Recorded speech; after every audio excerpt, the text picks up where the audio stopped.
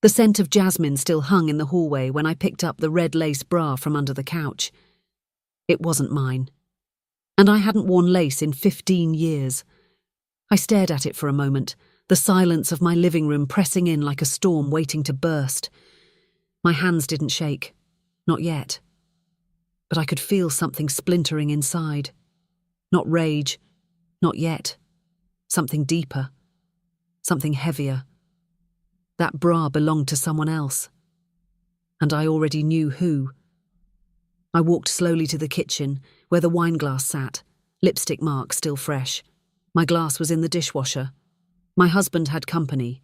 While I was at the oncology centre with my sister, while I was supporting my family, my husband had company, and she'd left this behind. I stood by the kitchen sink, staring out at the garden I planted with love over 20 years of marriage. Tulips bent in the wind, unaware of the storm brewing behind this glass. The front door opened. His laugh hit me before his shadow did. "Karen," he called. "You home?" I didn't answer, just stood there, holding that bra like a smoking gun. He turned the corner, froze when he saw it dangling from my hand. His smile vanished. That was the moment. That split second when his eyes darted, not at me, but at the hallway where our son's wife had walked earlier that morning, my daughter-in-law. Before I dive in, feel free to let me know where you're watching from. And if you enjoy the story, a like and subscribe would mean a lot. His voice trembled. "That's not what you think. Then say it out loud," I interrupted. His mouth opened, closed. He reached for the wineglass, then thought better of it. "I didn't want it to happen like that," he mumbled. "So you admit it." He sat down slowly, not denying, not defending, just crumbling. "It's been months," he said finally. "Before the papers. Before we..." He didn't say before we separated. Because we hadn't. Not legally. Not even emotionally. Or so I thought. He had betrayed me. But it wasn't just that he cheated. It was who he cheated with. My son's wife. The mother of my granddaughter. The woman I had welcomed into my home, defended in every argument, even against my own son. "You need to calm down," he whispered. I wasn't screaming. I wasn't crying. I was calm. That's what scared him. "Where is she now?" I asked. "Gone. Just left. Please, Karen, let's not blow this up. We're adults." I turned my back on him and walked to my room. My hands were steady as I opened the drawer where I kept the signed prenup. His, not mine. "It was a joke then," he said. "Just a precaution."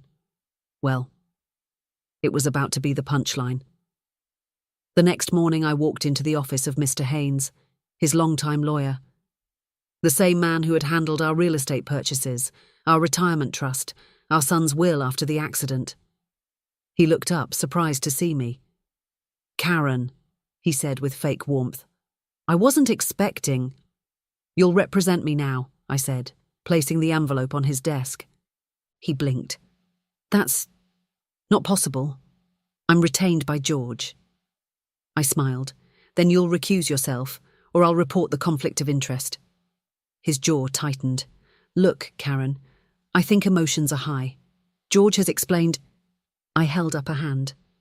"I don't need to explain myself. You'll see the claim I'm filing, and I suggest you don't try to erase what's mine. I know every paper I signed, every penny I put in." He laughed softly. "You know how these things go. You get the house, a small pension, maybe a car. But you and I both know George made the real money." I smiled wider. "Did he tell you about the offshore account I set up before his third startup?" He blinked. "And the trust deed I filed in my name only?" He didn't smile back. "Good," I said, "because I'm just getting started." I left his office with fire in my chest and steel in my spine. 3 weeks later, I received a letter from his firm. They were trying to claim I had no legal right to the vacation property, that I had never contributed financially. I almost laughed. I'd wired the down payment myself from a locked account, but now they were gaslighting me, erasing my name from the deeds, removing me from the family company charter. They were trying to erase me. But I had receipts. Literal receipts. And one more thing. I had the name of the man who helped hide their dirty trail, and I was about to call him. His name was Vincent Mercado, forensic accountant. I had referred him to George 3 years ago for a quiet audit. Now he owed me a favour. "Karen," Vincent said on the phone, "I was wondering when you'd call." I told him everything. The bra, the lawyer, the false claim. He said nothing for a long time. Then, "You're going to want to see the transfers he made 2 weeks ago." And he sent me files. I opened them. That's when I stopped breathing. They'd already started liquidating our assets.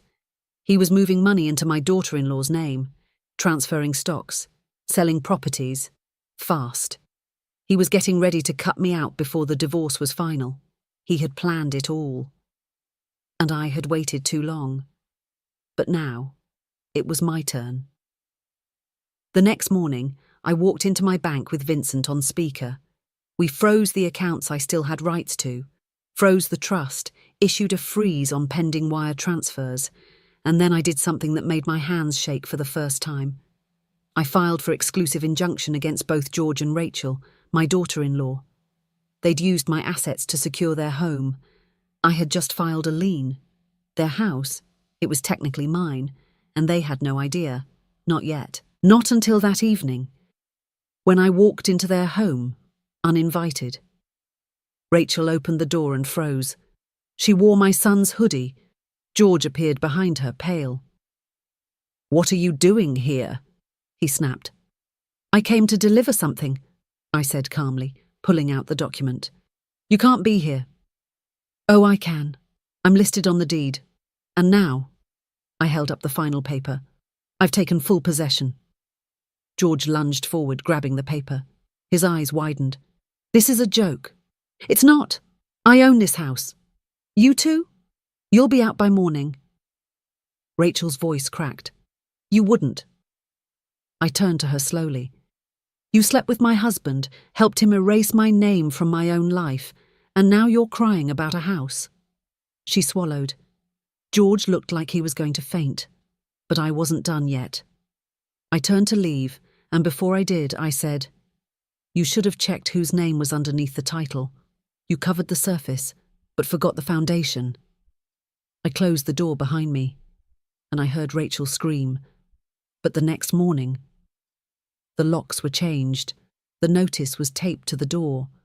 They were now homeless. But what I discovered next in the basement of that house would change everything. I didn't sleep that night. Not because I was worried, but because something didn't sit right. I kept staring at the old property file Vincent had sent me, and something about the square footage listed on the vacation house didn't match the original blueprint. It was subtle, just a few meters, but I knew every inch of that house. I built it. I waited until 7 a.m., then drove back to the house I had just claimed. My house, the house they had tried to steal, the house they were now officially evicted from. The driveway was empty. They were gone. The silence felt like justice. I unlocked the front door, walked into what used to be my son's family home, and stood there in the quiet. Everything smelled like expensive candles and lies. But I wasn't there to feel anything. I was there to finish something. I moved straight to the basement. The walls were newly painted. That caught my eye first. The far corner, which used to be storage, was now walled off with fresh drywall. I knocked. Hollow. That's not how it used to be. I stepped back and stared. That wasn't a wall. That was a cover-up. And whoever put it there wasn't expecting me back. I found a toolbox by the water heater, pried the edge of the drywall with a flathead screwdriver and pulled. A large square section cracked free, and behind it was a dusty metal cabinet. It was locked, but the lock was weak. I smashed it with a hammer and pulled the drawer open. Inside were 3 folders wrapped in plastic. I unwrapped the top one and froze. It was labelled Erasure, Final Phase. Inside were detailed plans, timeline charts, legal loopholes. Vincent's name. My name. Every move they'd made was documented. Rachel had been in on it from the start. Not just the affair, but the financial erasure. She'd coached George on what to hide, when to move money, which banks to use. She'd even practiced fake signatures of mine. One sheet made my stomach turn. A list of statements. She's mentally declining. She's been erratic. I fear for her stability. We want her to get help. They were preparing to have me declared incompetent. That was the real plan. Not just the divorce, not just the money. They were going to paint me as insane, so they could take everything. I sat there on the basement floor for a long time, staring at the page. And I didn't cry. I started planning. I copied every document, emailed Vincent, and told him to prepare a fraud case. He didn't ask questions. He just said, "You want to go quiet or public?" I said, "Both." That evening I walked into the district attorney's office with copies of the files. Fraud, perjury, forgery, and conspiracy. The DA's assistant's eyes widened when she saw Rachel's name. "She's running for city council, isn't she?" Oh yes, she was. And I was about to burn that campaign to ash. The next day, Rachel held a press event. I stood at the back, invisible in the crowd. She wore white. She always wore white. "My platform," she said, "is built on integrity, on family values, on transparency." I pulled out my phone, clicked send, and watched her phone buzz on the podium. She paused, checked it, and went white. All the colour drained from her face. Her voice cracked.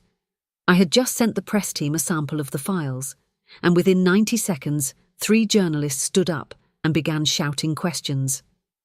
"Miss Camden, are you aware of the ongoing fraud case linked to your name? Did you participate in forging documents to steal property from your mother-in-law? What about the letter suggesting she was mentally unfit? Was that your handwriting?" Rachel stumbled, whispered something and ran off stage. I smiled. That was justice step 1. George called me that night. I ignored it. He texted, "You don't understand, it was her idea. She said it was legal." I blocked him, but I wasn't done. Not yet. I took the second folder from the basement. It was labelled Trust Redirection Graham Account. It had my granddaughter's name on it. That's when my heart actually broke. They weren't just stealing from me. They were planning to redirect the college trust fund I had built for her. They listed justifications. "She'll never know. We'll open a separate savings later. Use it for campaign and legal fees now." I stared at those words. They made my blood run cold. They were going to steal from a child, from their own family, from my son's daughter. I made 2 calls, one to my lawyer, the second to my granddaughter's school, and the next morning, Rachel and George were served again, this time for child trust fund fraud. And the money? I had already moved it into a new custodial account, legally sealed under my name, with a court-stamped order. They would never touch it again.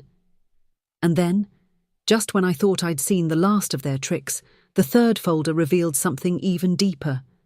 Rachel had been planning this marriage not for love, but for access. She'd lied about her family background. She'd changed her legal name. She had even married twice before and wiped the records clean in other states. This wasn't betrayal. This was a con. George was her third husband. I wasn't just fighting a bad marriage. I was fighting a professional manipulator. And she had just picked the wrong woman to mess with. But the twist was that Rachel had made one final move I hadn't expected, and it had nothing to do with the money. The following afternoon I received a letter. No return address, no postmark, just one single note inside, typed in bold. "You think this is over? Check the storage unit. 0451B, don't go alone." It was unsigned, but I recognized the formatting. It was Rachel's work. My heart raced. What was in that unit? And why did she want me to find it? I stared at the note again. "You think this is over?" Check the storage unit. 0451B. Don't go alone. It didn't make sense. Rachel was already destroyed in the press. The fraud case was active. Their bank accounts were frozen. They were locked out of every asset I legally reclaimed. What else did she have left? Unless this was her final play. I didn't tell anyone where I was going that day. Not even Vincent. Something told me this needed to be handled quietly first, just in case. I drove out past the city limits, past the quiet stretch of pine-lined road that led to an old storage facility. The kind that's always half abandoned. The kind where secrets rot slowly behind rusty locks and thick silence. The attendant didn't even look up when I walked in. So 451B? I asked. He grunted. All the way back. Last row. I nodded. My heels clicked across the concrete as I walked to the unit. Every step echoed louder in my chest. This wasn't fear. It was something colder. Unit 0451B was tucked behind two broken vending machines. The lock was old. Not the kind from the facility, but one someone brought themselves. Bolt cutters would have been noisy. But I had a key. A copy I'd found taped under George's old desk drawer. He'd hidden it years ago. Maybe forgot it was even there. Maybe not. I slid the key into the lock. It clicked open. The metal door rolled up with a loud scraping groan. Dust blew out in a wave. Inside there was nothing. At first, just a single folding chair and a black box on top of it. I stepped in. The floor creaked. The smell of mold and stale air hit me hard. I lifted the lid of the black box. Inside was a single flash drive, labelled Insurance. There was also a folded photo, one I hadn't seen in over 20 years. Me, George, our son, and a baby, my granddaughter. Rachel wasn't even in our lives then. So why did she have this photo? I tucked the drive into my coat pocket and walked back to my car. The air outside felt tighter now, like something invisible was watching. I didn't go home. I went straight to Vincent's office. I need you to run this, I said, handing him the drive. But don't plug it into anything connected to the cloud. Air gap it. Vincent's brow raised, but he nodded. You think it's dangerous? I think it's a trap, I whispered. He set it up on a cold machine. Isolated. No internet. No way out. And when he opened the first file, we both leaned in. It was a video. Rachel, sitting in the very chair I'd just seen, staring straight into the camera. She was smiling. Karen, she began, like she knew I'd be watching. If you're seeing this, congratulations. You've ruined everything. You froze the accounts. You buried my campaign. You exposed the house deal. But you forgot one thing. She leaned closer. Your son wasn't the only one I married. Vincent and I looked at each other. She laughed. Let me explain. The screen cut to documents, legal records, marriage certificates, 2 names, 2 states, 2 George Campbells, my husband's name, but one of them wasn't him. You thought I only targeted your George, she said. Wrong. I married another one 5 years before. Same name, same bait. I took his money too, but this time I left something behind. The screen flickered. New footage, security camera stills, a hospital, a birth record. One word burned into my brain. Son. Rachel had a son, but not with my George, with another George, another victim, another identity. I've done this before, she said calmly. You're not the first woman I've destroyed, but you might be the last. Because here's the twist, Karen. She paused, leaning close again. Your husband knew. I stopped breathing. I told him the truth the day we met. He laughed, said I reminded him of himself, and he said we'd be unstoppable. She leaned back in the chair, crossed her legs and whispered. He was right. The video ended. Just stopped. Vincent slammed his hand on the desk. He knew. He helped her. I said nothing. My throat was dry. My mind raced back to all the times George said, "She's clever, isn't she?" or "She's got potential, that girl." He didn't just tolerate her. He admired her, maybe even copied her. Vincent looked up. This could flip the case. "I don't want the case," I said slowly. "I want the truth, and I want to destroy them. Both." He nodded slowly. "You'll need more than documents." And then I remembered something else. A storage locker wasn't the only place George kept secrets. There was a second location. One even he forgot was still in my name.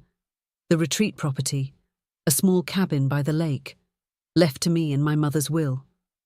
George used it for private weekends over the years, and I never asked, until now. "Can you pull the cabin security logs?" I asked. Vincent paused. If the cameras were still active, yes. "Then do it." He typed, waited, then his eyes narrowed. "Karen, you're not going to like this." The footage loaded, and what I saw made me cover my mouth. George, Rachel, and a third woman, young, maybe 19, scared, crying. Rachel was holding her shoulders. George was waving documents. "What is this?" I whispered. Vincent paused the footage, zoomed in on the table, and there it was again. Trust fund documents. Rachel had done it before. But George, he was the link. He wasn't just her puppet, he was her partner. And the girl? She looked familiar. Too familiar. Vincent scanned the documents in the frame. Then he froze. "Oh my God," he whispered. "What?" He turned the monitor toward me. "That girl is your niece." I leaned in closer to the screen, frozen. The girl on that footage wasn't just someone I vaguely recognized. She was my sister's daughter. My niece, Lana.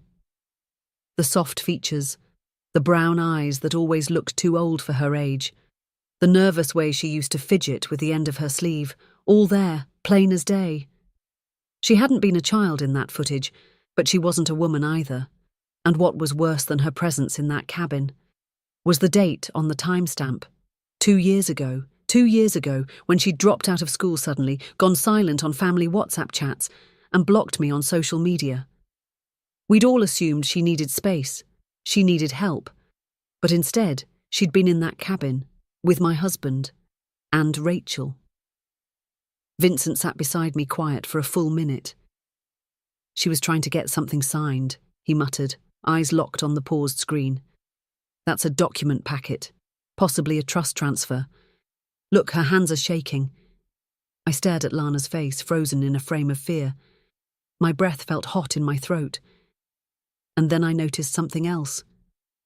In the background, on the far side of the wall, there was a coat rack, and hanging from it, the red lace bra. The same one I found under the couch. I stood up. "This wasn't just betrayal," I whispered. "This wasn't just greed. This was coordinated, planned, rehearsed." Vincent nodded grimly. "You need to talk to Lana." "Already dialing," I said. She didn't answer the first time, or the second. The third time, the call clicked. Silence. Then her voice, small, cautious. "Aunt Karen? Lana, I need to ask you something, and I need you to be honest with me." Another silence. Then, "You found it, didn't you?" The hairs on my arms stood up. "You were at the lake house," I said. Her voice cracked. "They said if I didn't sign, they'd make sure Mum lost her nursing license, that they'd send videos to her boss." I blinked. "What videos?" They had footage. From a hospital break room, Mum saying something off about a patient. It wasn't even bad, but they said it would ruin her. They said they could twist it. My legs gave out and I sat on the edge of the desk. "They made me sign it," she whispered. "They said it was just a decoy, just practice for the real client, but I knew it wasn't. They took out a loan in my name. I was 19, Aunt Karen. I didn't even know what APR meant." I closed my eyes. "Did they ever touch you?" I asked softly. "No," she said quickly. George was just loud. But Rachel, she liked being in control. She said I should feel lucky. I opened my eyes. Vincent had already started recording the call. Lana, I'm fixing this. You don't need to hide anymore. She broke down. And for the first time in 2 years, my niece let herself cry. We ended the call on one condition. I would keep her name sealed until the fraud investigation widened, and in exchange she would send me all the paperwork she still had. 30 minutes later, my inbox flooded. Scan after scan. Documents I never knew existed. Trust documents, title transfers, campaign contributions labelled under fake LLCs, and a video, a personal one. Rachel, staring into the camera again. This time she was in a different setting, a hotel room. Sometimes, she said, fixing her lipstick, you have to cut pieces off the chessboard to win, even if they share your blood. I paused the video. Vincent rewound it. Look at the date, he muttered. That's your granddaughter's birthday. My stomach twisted. Rachel had recorded that on the day I threw the party, the one she missed because of food poisoning. I remembered it now. George had slipped away for 2 hours that evening, said he forgot to buy the cake. He never bought the cake. He was with her, filming that message, taunting me. Vincent's jaw clenched.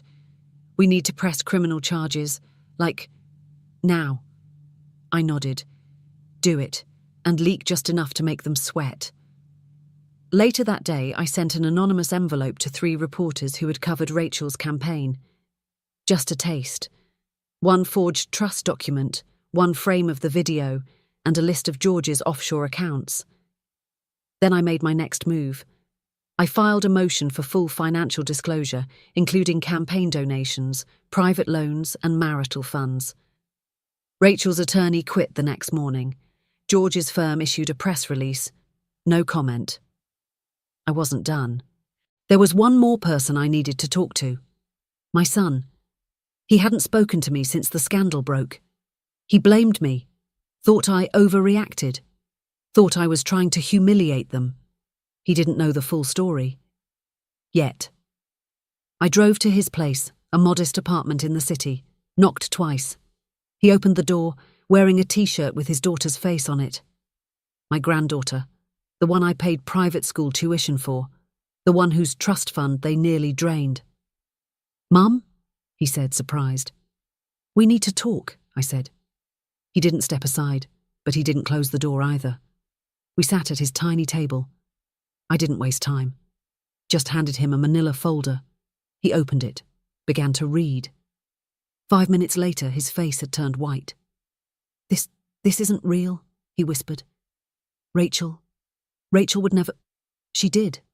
But Dad, he helped her. He led her. His eyes filled with something I hadn't seen in years, clarity, and then shame. I let her poison everything, he whispered. She said you were jealous, that you were paranoid, that you hated her because I chose her over you. You didn't choose her, I said. You just didn't see her. He buried his face in his hands. I'm sorry, he choked. I should have protected you. No, I said gently. You should have listened. Then I stood. There was no anger in my voice, only purpose. I'm going to finish this, I said. But before I do, there's one thing I need to tell you. He looked up, and I dropped the final bombshell. Rachel's pregnant. He blinked. What? With someone else's child. He opened his mouth to speak, but then his phone buzzed. He looked down, and his face turned pale. He turned the screen toward me. It was a video, posted anonymously, titled, Local Candidate and Husband Caught in Secret Trust Fraud Plot. It had already hit 25,000 views, and rising fast. But what shocked me wasn't the video. It was the comment pinned at the top, written by Rachel herself. She doesn't know I left her a gift. Let's see if she opens it before the fire hits. A new game had begun. The screen burned in my son's hands as he read the comment again.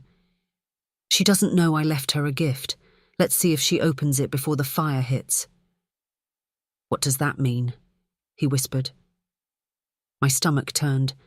The phrase echoed like thunder through my mind. A gift. A fire. Rachel wasn't careless. She was a planner, calculating, venomous, always 3 steps ahead. She's hiding something, I said, grabbing my coat, and she's warning me, or taunting me. Do you think it's real? Some trap? I think, I said, stepping toward the door. Rachel's not done yet, but neither am I. I called Vincent on the way out. He answered on the first ring. She left something, I said. A message. She's trying to lure me somewhere again. Where? I don't know yet, but check for any properties, rentals or facilities linked to her name in the past 6 months. Look for anything. Burn permits, warehouse leases, storage renewals. Already on it, he said. As I reached my car, my phone buzzed again. This time, no words. Just a screenshot, a blurry image of me. And my granddaughter, at her school drop-off, dated 2 days ago. Rachel was watching. She was close. I felt it in my bones. Vincent called back 10 minutes later. I found it. There's a second storage unit under her campaign pack name, different city, rented last week. It's listed under Phoenix Forward LLC, a front. My hands gripped the steering wheel. Address. Silverwood Industrial Lot, Unit 19C. I'm going. Karen, wait. Send someone to back me up, but I'm going in first. The drive was only 40 minutes. I played nothing, no music, just silence. My mind turned every possible corner of what she could be planning, what she thought I'd find. I arrived at Silverwood just after sunset. The lot was empty.